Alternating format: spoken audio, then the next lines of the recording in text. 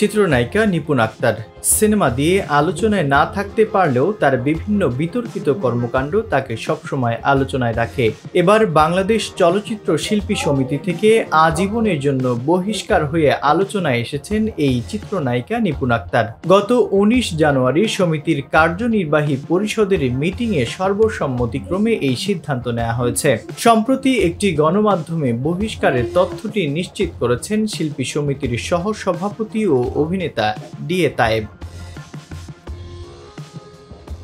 জানা গেছে, অনৈতিকভাবে সমিতির প্যাড ব্যবহার করে মনগড়া বিবৃতি প্রদান করার অভিযোগ ছিল নিপুণের বিরুদ্ধে। গত বছর কোটা বিরোধী আন্দোলন চলাকালে ১৬ জুলাই শিল্পী সমিতির প্যাড ব্যবহার করে একটি বিবৃতি দেন নিপুণ। সেখানে নিজেকে সাবেক সাধারণ সম্পাদক বলে উল্লেখ করেন।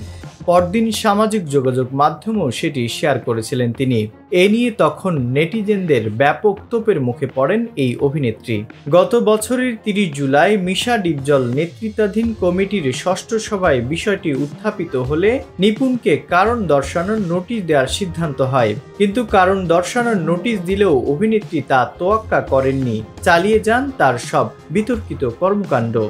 এর পরিপ্রেক্ষিতে সমিতির প্যাড ব্যবহার ও সম্পাদককে নিয়ে মন্তব্য করায় শিল্পী সমিতি থেকে আজীবনের জন্য বহিষ্কার করা হয়েছে নিপুণকে। বিনোদন ডেস্ক, ভোরের পাতা।